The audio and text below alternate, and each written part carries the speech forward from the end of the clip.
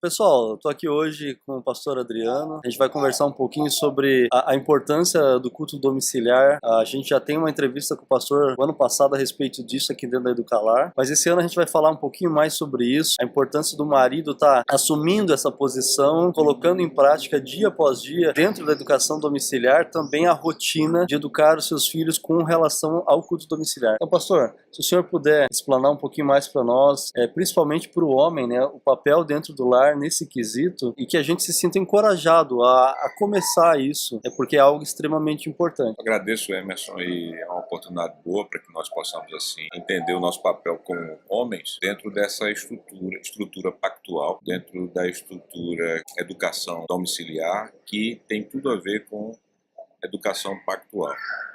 Primeiramente, a gente tem que lembrar daquilo que a palavra de Deus ela nos fala, especialmente pela boca do apóstolo Paulo, quando ele escreve aos crentes em Éfeso, ele descreve bem os papéis do esposo dentro da estrutura familiar. Primeiramente, lá no capítulo 5, a partir do versículo 22, um texto bastante conhecido por nós, o apóstolo Paulo ele vai descrever aquilo que nós, como homens, somos, em termos criacionais, e dentro da estrutura familiar que Deus, ele estabeleceu para nós. Nós somos cabeça. Você pode ver que lá não temos um mandamento, seja o cabeça da sua casa. Lá o apóstolo, ele dá uma descrição. Você é, como Cristo é o cabeça da igreja, assim o marido é o cabeça da mulher. Então, se o homem ele é o cabeça, nós como homens temos uma posição diante de Deus inescapável. Não podemos, de uma hora para outra, chegar assim e dizer assim, eu não vou desempenhar o meu papel. Não, nós somos, isso é a Constituição, o que foi que Deus estabeleceu para nós. Então, dito essa primeira verdade, isso já lança a luz do papel nosso como homens dentro da questão da educação de nossos filhos e como, se for a nossa escolha, no caso, educarmos os nossos filhos em casa, termos a consciência de que essa posição federal, ou seja, de cabeça nossa, também chama-nos a responsabilidade de desempenharmos a liderança de cabeça na educação dos nossos filhos. E isso aí contribui para mais um outro texto. Mais um pouquinho adiante, na mesma carta aos Efésios, o apóstolo Paulo, no capítulo 6, ele vai definir que é responsabilidade dos pais, e aí a palavra grega usada lá, pais, não é uma palavra que se aplica ao marido e esposa, mas a parte masculina do casal. Paulo diz, pais, vocês é que devem disciplinar e exortar os vossos filhos no Senhor. Sendo assim, o que acontece? Eu como marido, você como marido, nosso irmão que está nos assistindo como marido, deve entender essa realidade nossa, estrutural, de que somos cabeças, e por sermos cabeças de nossas esposas, somos também os responsáveis diretos pela educação e instrução dos nossos filhos em nossas casas. Acho que seria bom, vai cortar essa parte por causa do menino na piscina. Rafael, retira ele daí, leva ele para lá. Resista ele, porque isso aí é forte. Cuidado com o nariz, porque ele vai bater a cabeça no seu nariz, né? Não deixa eles virem para cá, não. Deixa eles virem para cá, não. Voltando, né? Se você vai cortar, né? Não vai pro top 5. Vou colocar preto e branco. Preto e branco. Né? Corta, né? Então, voltando à questão.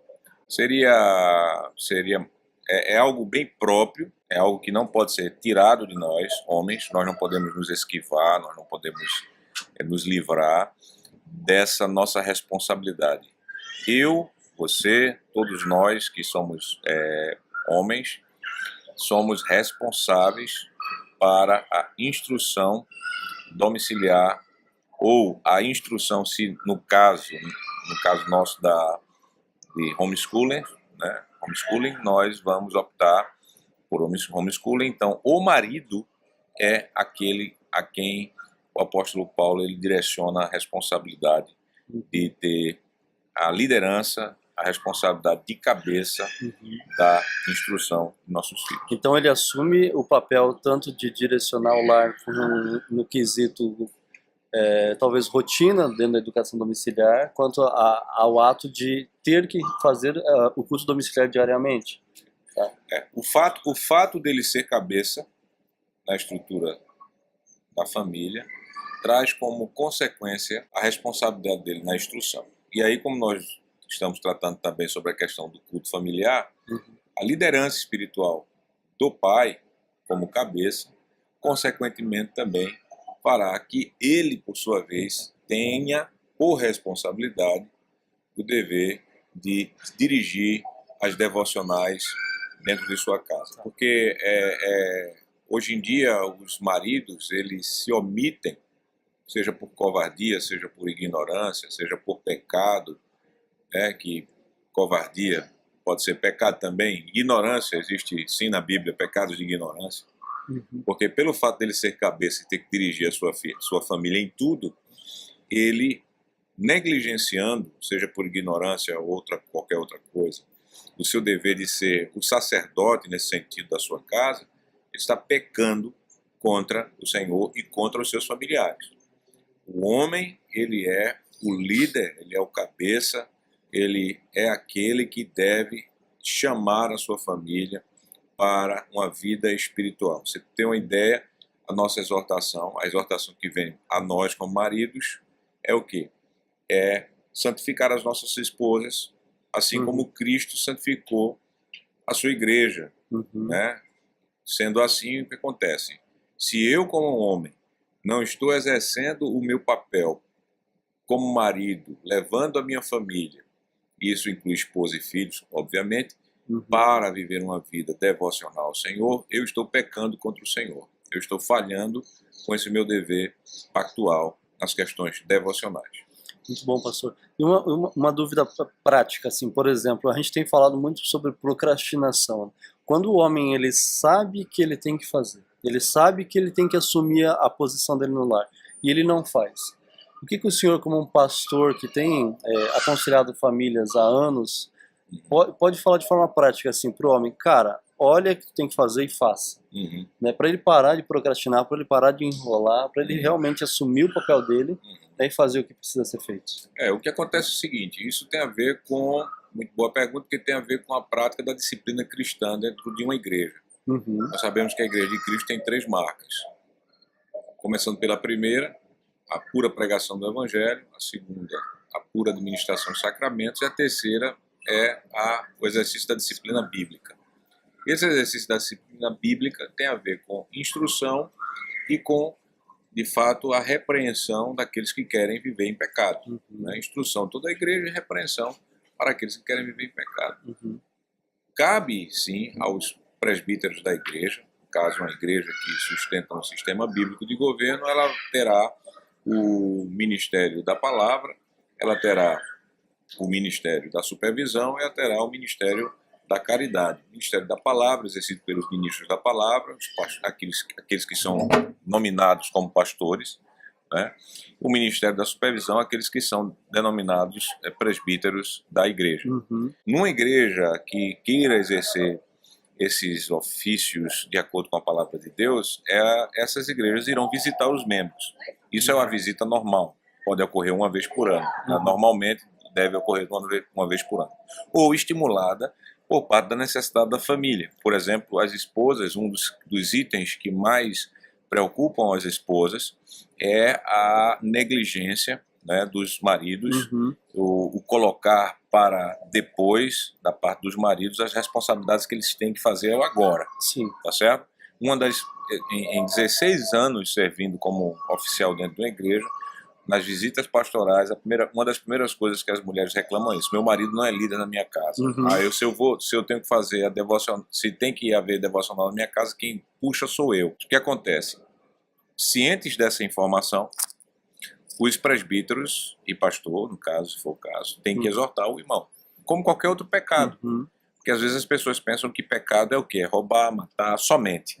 Né? Somente. São pecados sim, mas é somente isso. Mas a negligência por parte do marido, isso pecadilho, uma coisa que a gente não vai levar a sério. E afeta toda a estrutura, né? E, com certeza. É o começo de tudo. Se você tem um homem negligente, né, no seu ofício, dentro de casa, isso tem um efeito multiplicador que vai cair na sociedade. Uma sociedade hoje é fraca porque tem homens fracos, esses homens fracos são fracos porque essa fraqueza está na igreja. A fraqueza da igreja existe porque existem homens fracos nos lares. Então você tem um efeito multiplicador que começa dentro da casa e vai até a sociedade. Aí o que acontece? As pessoas não podem minimizar e achar que o pecado da negligência de liderança espiritual no lar dos homens, isso seja um pecado pequeno. Não é. Não existe, e que não afeta ninguém. E não afeta ninguém. Existe um efeito multiplicador e por isso os presbíteros nas visitas eles vão usar aquilo que se usa em todos os outros modos de correção e luta contra pecados pessoais. Vai pela exortação, com base em instrução bíblica. Se essas exortações com base em instrução bíblica não muda, isso decorrer com o tempo, dependendo da situação com o tempo, se recorre a remédios mais amargos. Esses remédios podem ser o quê? Afastamento da Santa Ceia, isso para um membro comum, até que ele se arrependa e de fato cumpra o seu papel como marido dentro de sua casa. Muito bom, pastor, muito bom. Eu vejo que essa é a base, né? Essa é a base que vem da palavra de Deus, porque se nós partimos do princípio, eu citei aqui para nós os textos de Efésios, né? E Paulo ele traz toda a carga veterotestamentária do Antigo Testamento. Você pega Deuteronômio 6, a partir do capítulo 6, versículo 4, você terá nessa parte da Escritura a base para que nós, como homens, exerçamos o nosso papel educacional e nosso papel espiritual, devocional nossa casa, como cabeças de nossa casa. Sendo assim, o que acontece? Não cumprir um mandamento da palavra de Deus é o mesmo que não cumprir todos os mandamentos. Então, não cumprir a nossa responsabilidade como maridos na área de instrução, de sermos cabeças na instrução dos nossos filhos e cabeças na santificação do nosso lar, isso incluindo os nossos cultos familiares, nossa instrução, nossa devocional familiar, nós estamos pecando contra Deus. E como se trata pecados contra Deus? Né? Você trata esse pecado com a palavra de Deus e com disciplina. Não podemos fazer isso como sendo um pecado que não é pecado. Tá? É pecado. Eu, você, qualquer um dos nossos telespectadores, se estiver negligenciando seu papel de cabeça em sua casa, você está em pecado contra o Senhor. E você precisa ser tratado como qualquer outro tipo de pecado que esteja sendo mantido em sua vida. E você, se tem consciência do seu pecado nessa área, você deve recorrer ao Senhor, pedindo-lhe perdão dos seus pecados. Você deve recorrer ao Senhor, pedindo-lhe a graça para que o Senhor ele te conceda a graça e a força para que você execute o seu papel, porque esse papel é inescapável. Deus, ele cobra de você como cobra de mim, cobra de todos os homens casados, que sejam os cabeças de suas esposas, que sejam os cabeças da educação familiar dos nossos filhos, que sejam os cabeças da vida espiritual de nossas casas aqui nessa terra. Então, eu e você temos essa responsabilidade e temos o Senhor gracioso para nos perdoar, o Espírito Santo para nos conceder força e a palavra do nosso Pai para nos orientar e nos fortalecer junto com os sacramentos para assim vivermos nosso papel, como líderes de nossa casa.